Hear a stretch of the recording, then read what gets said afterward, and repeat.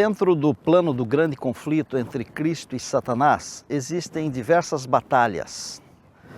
Muitas vezes o Senhor nosso Deus usa pessoas como instrumentos para vencerem Satanás. E a principal pessoa usada por Deus é o próprio Deus, o nosso Senhor e Salvador Jesus Cristo. Ele venceu a Satanás em todos os campos de luta. Ele não perde uma, não perdeu uma e nunca perderá uma batalha. Normalmente, o trabalho do Senhor Jesus, ele estava relacionado com pessoas. E muitas vezes ele tinha que enfrentar pessoalmente Satanás. E muitos dos milagres do Senhor Jesus, eles foram no sentido de quebrar o reino de Satanás. Os milagres estão divididos da seguinte maneira. Alguns deles mostram o poder de Jesus sobre a natureza, outros mostram o poder do Senhor Jesus sobre as enfermidades, outros mostram o poder do Senhor Jesus sobre os demônios e, finalmente, outros mostram o poder de Jesus sobre a morte.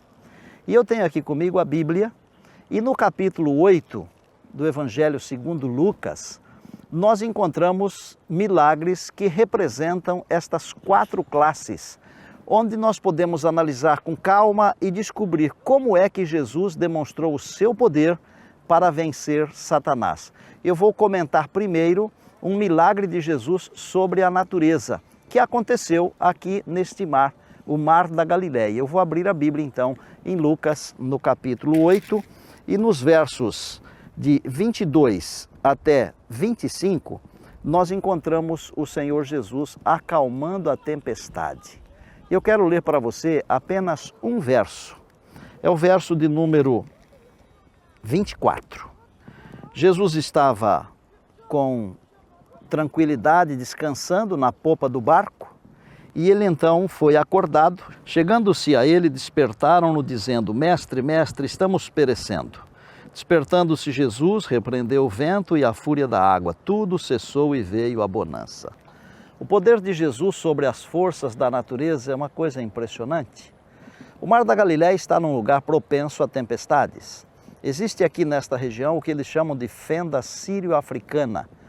Os ventos são comuns, mas esta tempestade da qual eu estou falando para você não foi causada por ventos. Os estudiosos dizem que foram os demônios que causaram essa tempestade. Por quê?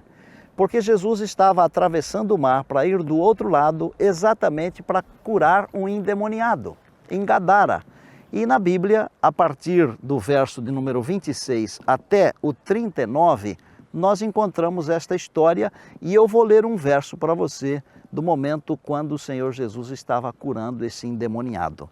Eu vou ler o verso de número 28. E quando ele viu a Jesus, prostrou-se diante dele, exclamando e dizendo em alta voz: Que tenho eu contigo, Jesus, Filho do Altíssimo? Rogo-te que não me atormentes. Estas foram as palavras do inimigo. E então Jesus perguntou, na ocasião, ao inimigo: Qual é o teu nome? E ele respondeu: Meu nome é uma legião, porque nós somos muitos. Mas Jesus resolveu o problema daquele endemoniado, abandonado. A Bíblia diz que ele vivia em cadeias, nos sepulcros. Era um indivíduo que vivia isolado da sua família, da sociedade. Mas Deus, que tem o poder também sobre os demônios, Ele ama todas as pessoas. Ele ama você e a mim. E Ele ama também os desvalidos, os que vivem na sarjeta, nas esquinas, os perdidos deste mundo. E o próximo milagre tem a ver com a cura de uma mulher enferma. Está tudo dentro do contexto, porque quando Jesus terminou de expulsar os demônios daquele homem, ele voltou outra vez para o outro lado. Voltou para a direção de Cafarnaum. E lá uma multidão o esperava. 2 coisas impressionantes aconteceram quando Jesus chegou do outro lado. Primeiro, Jairo, que era o chefe da sinagoga de Cafarnaum, estava com a filha muito doente. E ele chegou para Jesus e disse: Mestre, vamos comigo até a minha casa, coloca a tua mão sobre a minha filha para que ela sare. E Jesus começou a acompanhar o Jairo. Só que naquele momento chegou uma mulher no meio da multidão e por detrás tocou na vestimenta do Senhor Jesus. Era uma mulher que sofria de hemorragia. Ela estava doente há 12 anos.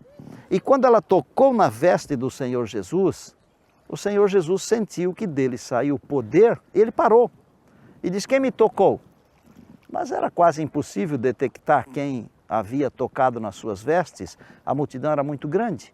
Mas a mulher, quando viu que não dava para esconder, se aproximou, foi até a frente do Senhor, se ajoelhou, se inclinou, tremendo, disse: Senhor, fui eu. E a Bíblia diz que ela contou a sua história.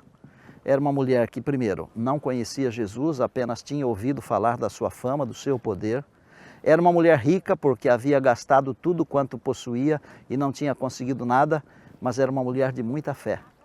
O Senhor Jesus, olhando para ela, falou aquilo que a Bíblia diz. E eu vou ler para você o que a palavra do Senhor diz. Então Jesus lhe disse: filha, a tua fé te salvou, vai-te em paz. Está escrito no verso 48 de Lucas, capítulo 8. Que coisa impressionante, né? Quando Marcos conta esta história, ele acrescenta um detalhe a mais. Ele diz: filha, a tua fé te salvou, vai-te em paz, fica livre do teu mal.